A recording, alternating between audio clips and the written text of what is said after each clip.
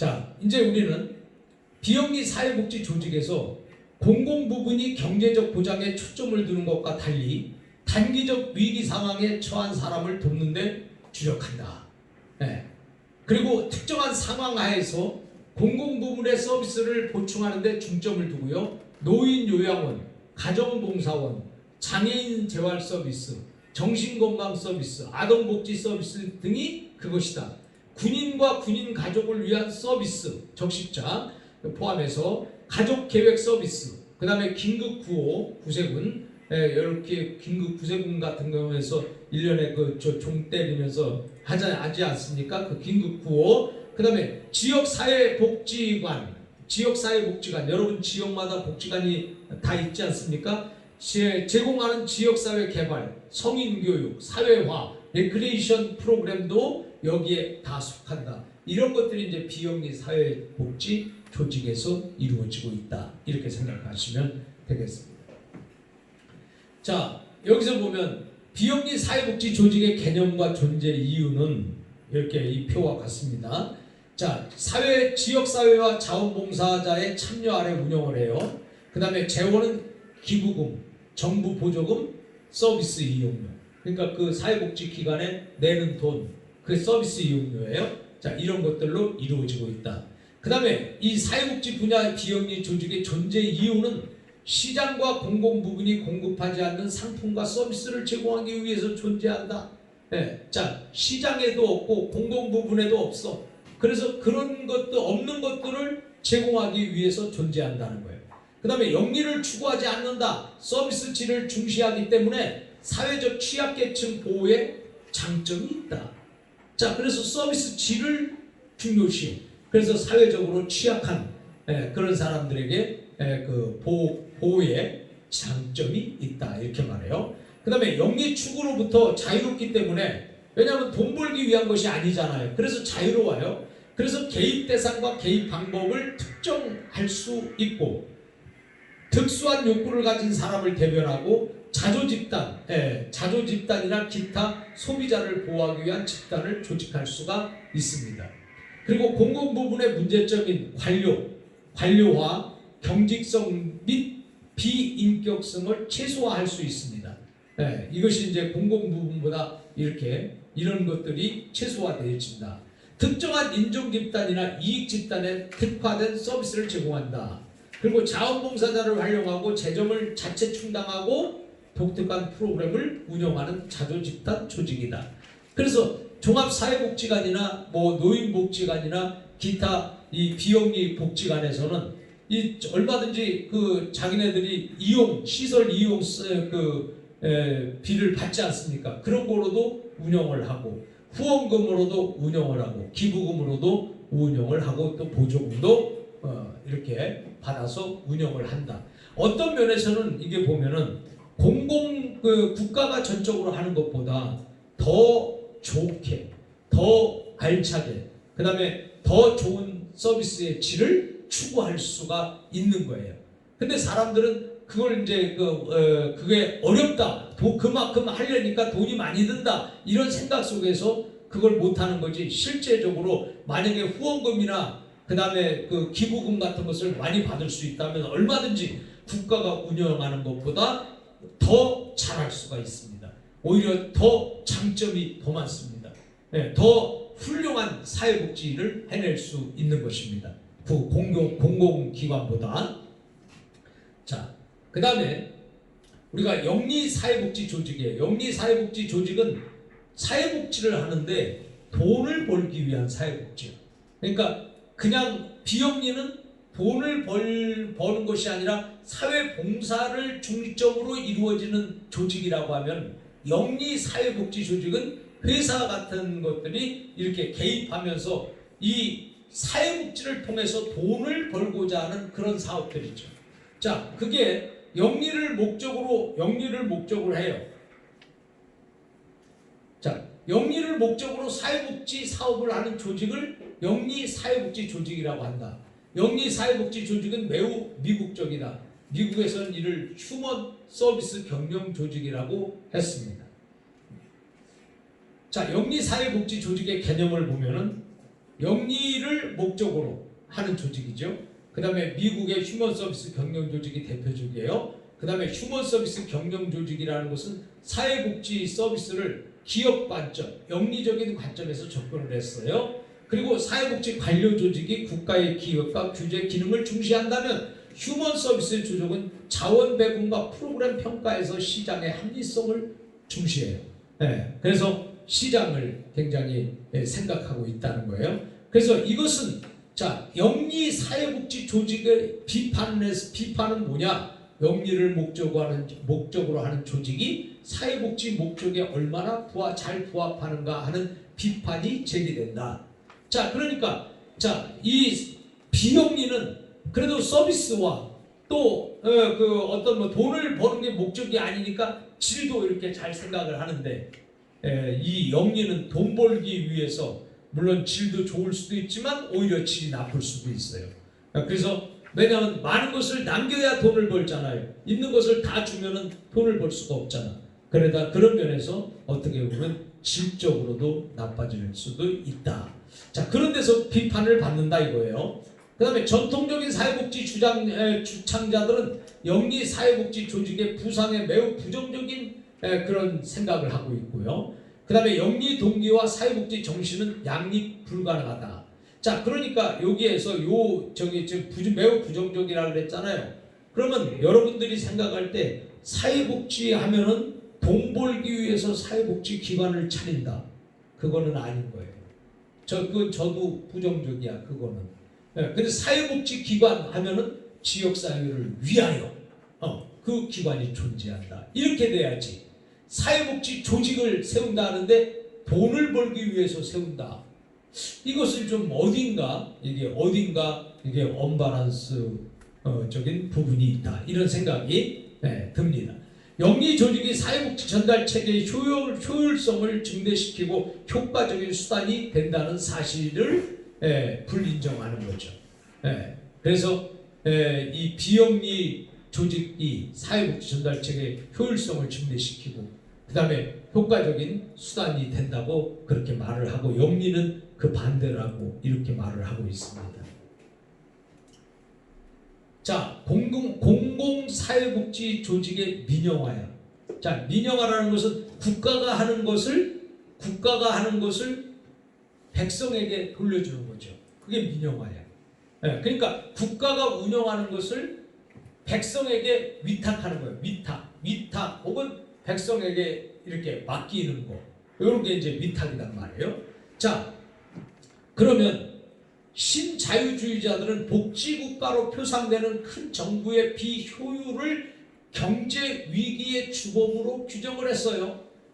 그러니까 복지국가로 표상되는 큰 정부의 비효율, 이것을 경제 위기로 주범으로 규정했고, 신자유주의 역량 아래 광범위한 정부 자산의 매각 또는 임대와 공공서비스의 민간 이양이 이루어졌어요. 사회복지 부문도 민영화를 피할 수가 없었어요. 그래서 연금을 중심으로 한 사회보장 시스템의 민영화가 됐고요. 보건의료 부문에서 민간의 역대 증대, 공공임대주택의 매각, 사회복지시설의 민영화 등 다양한 형태의 민영화가 이루어졌습니다. 사회복지 부문의 민영화도 공공부문 민영화 정책의 일환으로 추진되었다. 자, 이게 보면은 국가가 모든 것을 다 하려고 하니까 여기는 한계가 있는 거예요. 그래서 그 한계에 부닥치다 보니까 뭐 이것저것 다 손대야 되잖아. 근데 국가 그 손대려면은 공무원이 그만큼 더 있어야 되고 사람도 더 있어야 되는데 국가가 하려니 감당을 못해. 그렇게 됐을 때는 국가는 이걸 민영화시켜버리면 그 민간이 그 국가로부터 위탁을 받고 또 국가가 하는 일을 민간도 협조를 잘 해서 이 국가가 이게 모자라는 이 공무원 이거 없어도 민영화 시켜놓으면 잘 돌아간다 이거야. 그런 의미에서 민영화. 그래서 국가가 이런 거 갖고 있는 거 이거 다 뭐 땅도 팔고 뭐 이렇게 뭐 한 거 다 팔아가지고 오히려 민영화로 돌리면은 그만큼 활성화도 가능해진다. 그런 의미에서 우리가 민영화를 생각해 보면 되겠습니다. 자, 그 다음에 여기에서 잘 보세요. 마틴은 민영화는 단순한 소유권의 변화를 넘어 국가의 역할, 책임, 우선순위, 권한의 변화를 의미한다 이렇게 말을 해요. 예. 그 다음에 도나루는 민영화는 공공부문의 책임을 민간 조직에 위임하는 것이다. 민영화의 배경에는 공공부문의 발전 가능성에 대한 불신과 자발주의 관념에 대한 믿음이 있다. 이렇게 말을 했고요. 네. 또 켄트는 민영화는 정부가 독점적으로 수행하던 기능을 민간으로 이전시키는 것이라고 말했어요. 네. 그 다음에 코드라인은 민영화는 공급의 민영화와 생산의 민영화가 있다. 공급의 민영화는 정부가 공급하던 상품과 서비스를 민간이 공급하게 하는 것이고, 생산의 민영화는 상품과 서비스를 생산하는 조직의 관리 운영을 민간에 이행하는 것이다. 이렇게 해서 민영화에 대해서 이런 사람들이 정의를 내린 것을 지금 여러분들이 보고 있습니다. 자, 민영화 찬반 논리예요. 자, 그러면 여기서 보면 민영화 논거, 민영화 이게 논쟁이 되는 것들이에요. 자, 그래서 비용 절감, 그 다음에 위기의 전가, 재원, 서비스 질, 전문성, 적시성, 그 다음에 융통성, 이런 것에 대해서 이제 논거를 하는 거죠. 그래서 그렇게 이런 문제들에 대해서 생각을 해보는 거고. 자, 민영화를 찬성하는 사람과 반대하는 사람이요. 찬성하는 사람은 뭐냐면 재정적 측면에서 국가가 도와주니까. 그 다음에 국가가 위탁을 하기 때문에 민간이 국가가 할 걸 대신하잖아요. 그래서 재정적인 측면에서도 이게 좀 전략이다. 공공서비스 관리와 공급의 비용을 절감할 수가 있다는 거예요. 그 다음에 관리 운영 측면에서도 이 공기업은 민간 기업보다 비효율적이라는 거예요. 왜냐하면 민간 기업은 열심히 잘 하는데 공기업은 국가 거니까 뭐 열심을 해서 안 해지 그냥. 그냥 어차피 내일 오늘 못하면 내일 해도 되고. 그래서 이 보면은 공무적인 공무원들이 보면은 급한 거 없잖아요, 그죠? 근데 민간인들은 어때? 개인은 급하잖아. 빨리빨리 해야 되고. 근데 공무원들은 급할 게 없는 거지 그냥 빨리빨리 해야 될 게 뭐 있어 그냥. 이렇게 되는 거예요. 이게 좀 제가 이 말을 했을 때 좀 극단적인 표현인지는 모르지만은, 자, 여러분이 공무원이야. 그럼 어차피 공무원은 일을 열심히 죽어라고 막 뛸 필요가 있을까? 왜냐면 죽어라고 뛰어봐 열심히. 그래 월급은 같은데. 그러니까는 이 공무원들이 그렇게 열심히 막 일을 만들어 가지고 막 해가지고, 그런 공무원들이 많으면 우리나라가 굉장히 복된 나라인데 그런 공무원들이 별로 없는 게 문제지, 그죠? 그런데 사회복지 민간이 해봐. 민간이 하면 내가 빨리 해서 뭐 좀 해야 되니까, 좀 열심히 해야 되니까 민간은 급해, 그치? 그런데 공무원은 급해요, 안 급해요? 안 급하지. 그래서 이 공무원들이 한번 움직이려면 참 이게 많이 힘들어. 근데 민간들은 막 급하니까 막 열심히 말도 잘 듣잖아. 물론 공무원들도 말 잘 듣지, 위에서 체계적으로 딱 이렇게 하니까. 그러나 급한 게 없다. 그래서 오늘 못하면 내일. 그래서 내일 못하면. 민간은 굉장히 막 바쁘게 막 돌아가. 예를 들어 공무원. 그래서 서류 하나 넣으면 그거 서류 처리 기간이 며칠이요? 전에는 14일, 이제 일주일, 지금 이제 5일 막 이러잖아요, 그죠? 그런 걸 안 해봐서 모르시는구나. 그래서 공무원들은 급할 게 없어. 그거 하나 했으면 뭘 그걸 일주일씩이나 가나 그냥 바로 가서 해주면 되는데. 그러기 때문에 여기서 그 얘기예요. 요 얘기는 관리 운영 측면에서 공기업은 민간 기업보다 비효율적이야. 자, 그럼 그렇게 하는 거예요. 그 다음에 민영화 반대론이 있어요. 민영화 반대론. 재정적 측면에서 공공서비스는 책임과 비용 측면에서 장점이 있어, 그죠? 왜냐하면 국가가 책임지고 비용을 국가가 다 대야 돼. 그러니까 장점이 있지. 민영화가 민영화가 비용 절감을 보증하지 않아. 그 민영화를 하면 비용이 많이 들 수가 있어, 그죠? 국가가 하면은 비용 많이 들든지 말든지 그냥 국가가 다 책임지고 그냥 해버리니까 아무런 문제가 없어. 근데 민영화는 잘못하면 손해도 볼 수 있고 또 비효율적으로도 잘못하면 이 지도자에 따라서 잘못할 수도 있고. 자, 그래서 반대한다는 거예요, 민영화를. 그 다음에 관리 운영 측면에서 민간 기업은 투명성이 부족해. 그러나 충분한 감시와 책임 부과가 어려워. 근데 공기업은 투명성이 있잖아, 그죠? 민간 기업은 막 슬쩍슬쩍해서 뭐 비자금 그 정리도 하고 막 이래고 막 그럴 확률이 많다는 얘기예요. 그래서 민간을 반대한다는 거예요. 공기업은 확실하게 그냥 딱딱하게 정해져 있는데.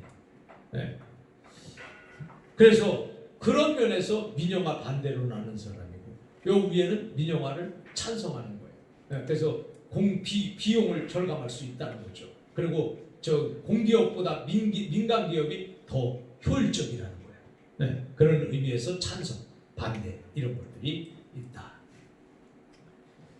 자, 그 다음에 민영화의 유형에는 완전 민영화가 있어요. 정부 자산을 민간에 완전 매각하는 거예요. 그래서 민간에게 완전히 팔아버리는 거예요. 그럼 민간 거가 되는 거죠. 그래서 완전 민영화예요. 두 번째는 운영의 민영화야. 정부가 공공시설 소유권은 다 갖고 있어. 근데 그것을 운영을 하는 것을 민간에게 주는 거지. 그 위탁 이런 거 있잖아요. 위탁 이런 것들이 다 이게 운영의 민영화예요. 그 다음에 외주. 정부와 민간의 계약 아래 정부가 지정하는 서비스 생산을 민간 기업에게 맡기는 거예요.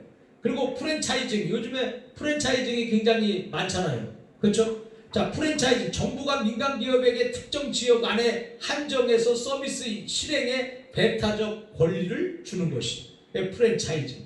그래서 권리, 배타적 권리 이것을 주는 거예요. 그 다음에 경쟁의 개방. 정부 관할 아래 민간 기업의 완전 경쟁을 허용하는 거예요. 그래서 이런 장기 요양기관도 이것도 하나의 경쟁이죠. 경쟁하게 해서 질을 높이겠다. 그래서 예를 들어서 장기 요양에서 재가시설 그냥 뭐 무조건 막 줄여버리잖아. 막 그냥 허가 저기만 내 자격만 되면 그냥 막 내주잖아. 거기에 100개가 있든지 1000개가 있든지 10,000개가 있든지 그냥 막 자격만 되면 내주잖아.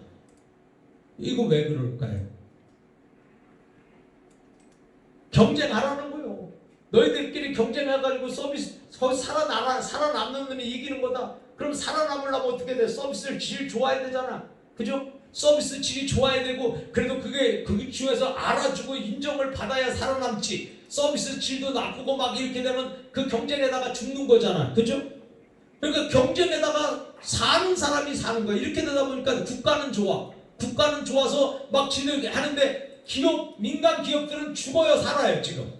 거기서 살으려고 발버둥을 치고 조금만 잘못해도 그냥 벌써 밀려버리고 막 이러다 보니까 지들끼리 싸움도 하고 지들끼리 완력도 있고 다툼도 있고 막 그러잖아요.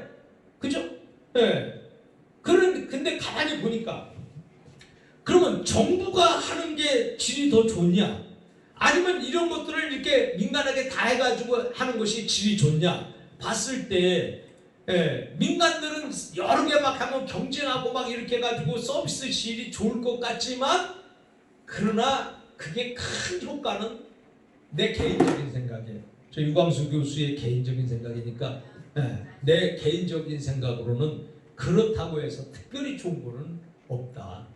왜냐하면 거기 정해져 있는 법이 있고 또 어떤 그 한계가 있는데 뭐 그렇게까지 그러냐. 그러나 민간과 정부가 서로 대립을 하고 서로 싸울 때 민간이 질 수밖에 없지. 왜? 돈이 가진 게 한계가 있지만 정부는 한계가 없잖아요. 그래서 예를 들어서 어떤 재가시설을 한다, 요양을 한다고 했을 때 개인이 하는 거하고 정부가 하는 거하고 어떤 게가 더 살아남기 쉬워요? 정부가 하는 게 살아남잖아. 개인은 하다가 또 생기면 계속 줘. 계속 많이 줘. 근데 정부가 하는 거는 뭐예요? 그 지역에 한두 개씩 이렇게 하잖아. 그래서 정부가 하는 거는 한두 개씩 이렇게 하고 개인은 그 하는 데다 거기에 또 들어와가지고 막 수백 개 막 이렇게 넘치면 그 사람들끼리서 싸우려다 보니까 싸움하는데 정신을 팔아가지고 싸움하는데 힘을 다 뺏겨가지고 서비스 질에 약해질 수도 있다는 거예요. 그러니까 벌써 상도덕이 문란해지게 되고 여기 예를 들어서 요양보호사가 여기서 문제를 일으키고 저쪽으로 가도 거기서 괜찮아. 그러니까 그쪽에서 또 문제 일으키고 아무데나 가도 막 문제 일으켜도 아무런 문제가 없어. 그러나 정부는 어떻게 돼? 딱 관리를 하니까 안 되잖아요. 그러니까 결국은 어떻게 보면 서비스 질이 더 나빠질 수가 있는 거지. 서비스 질을 좋게 한다고 해서 이렇게 막 허가를 막 내줬는데 막상 내주다 보니까 오히려 서비스 질이 더 나쁠 수도 있다. 꼭 좋은 것만은 아니다. 이거죠. 이론상으로는 좋아. 이론상으로는. 그러나 실제적으로 갔을 때는 문제도 없지 않아 많이 있을 수 있는 것이다. 이건 깊은 문제예요. 그래서 여러분들이 그냥 참고 삼아 들으시면 되겠습니다. 자, 그 다음에 또 여기서 우리가 이제 보면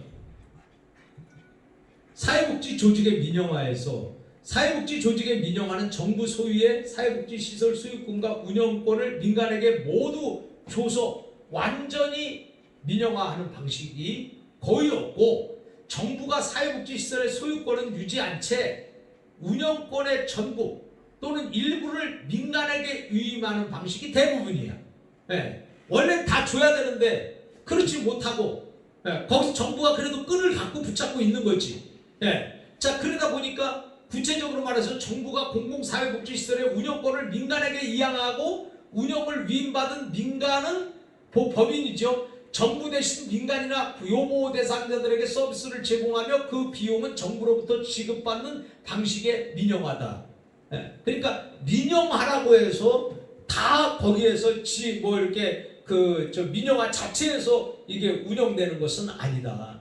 운영권을 가지고 운영을 하고 또 거기도 민영화를 준다 할지라도 보조는 정부로부터 받아야 안 받아요? 받잖아. 이렇게 되니까는 완전 민영화하다. 그런 말은 참 이게 힘든 거예요. 완전 민영화 하려면 정부 거를 이 민간에게 팔아버려야 돼. 그리고 간섭도 하지 말아야 돼. 그게 완전 민영화야. 근데 지금 그러나요? 안 그렇잖아. 그래서 이 지금 사회복지 조직의 민영화에 대해서 지금 이야기하고 있는 거예요. 자, 그 다음에 종교 비영리적 사회복지 조직이에요. 종교와 사회복지. 종교 조직들은 역사적으로 사회복지 서비스의 중심적 역할을 수행했어. 지금까지 쭉 그랬단 말이에요. 그래서 사회복지 기관을 거의 다 종교기관에서 많이 했어요. 자, 이렇게 해서 사회복지에 관한 지식과 기술의 발전에도 이 종교단체들이 기여를 했어요. 자, 그래서 역사적으로 사회복지에 가장 큰 영향을 준 종교가 가톨릭이에요. 그 다음에 중세교회는 빈민구제를 이끌었어요. 그 다음에 빈민을 보살펴야 한다는 신의 의지를 교회가 구현한다는 것이 명분이었습니다. 그래서 중세교회가 제공한 사회복지는 구민원, 그 다음에 호스피탈, 그 다음에 호스피스, 성소, 무상급식소, 피난처 등을 다양했습니다. 11조도 주요 역할을 했고요. 보통 11조의 3분의 1이 빈민구제에 사용됐고 자선은 기독교가 구원을 받는 방법, 즉 천국으로 갈 수 있는 열쇠였다. 이렇게 말을 합니다. 그러니까 종교 계통에서 사회복지를 많이 운영을 하고 또 이게 이제 여러분들이 천국을 가려면 자선활동을 많이 해야 된다. 뭐 이런 식으로 말을 하다 보니까 당연히 교회 다니는 사람이 천국 가야 되면 자선활동 많이 해야 간다 그랬잖아요. 그래서 자선활동도 많이 하다 보니까 이 종교와 사회복지는 굉장히 밀접한 관계를 갖고 있다. 이렇게 보시면 되겠습니다. 자, 그 다음에 이제 세속화라는 것은 뭐냐면 르네상스, 산업혁명, 계몽주의, 근대화를 거치면서 교회 권력은 여러 세속적인 실체, 특히 국가로 이용되고 이 세속이 되다 보니까 이 세상에 속해졌다는 거예요. 전에는 구별 딱 돼서 이게 깨끗했는데 지금은 이게 세상으로 막 내려와가지고 세상과 똑같이 돼버렸다는 거예요. 그게 이제 세속화, 세상에 속했다. 전에는 세상과 구분이 됐어. 근데 지금은 아주 똑같아. 이래서 세속화, 이런 문제가 생기는 거죠. 그래서 이 근대화를 거치면서 교회 권력은 여러 세속적인 실체, 특히 국가로 인용되기를 시작했다. 사회복지도 이와 마찬가지였다는 것입니다. 그래서 우리는 이렇게 교회가 하던 역할이 국가로 이관된 것을 세속화라고 한다. 교회 사회복지의 세속화는 세속화 과정의 핵심 중 하나였다. 그래서 교회가 세속화를 이어가는 데 있어서 이 사회복지가 중심 역할을 했다는 거예요. 네. 그래서 여기 보면은 산업화, 도시화로 빈곤과 불평 및 실업자 등 구조적인 사회 문제가 심화되자 제한된 자원을 가진 교회의 자선사업은 과도한 재정 문제로 대처 불능 상태에 빠지게 됐죠. 이래께서 전국적인 관료 조직을 가진 중앙정부가 사회복지의 전면에 나설 수밖에 없었다. 그러다 보니까 세속화가 된 것이다. 이런 얘기예요.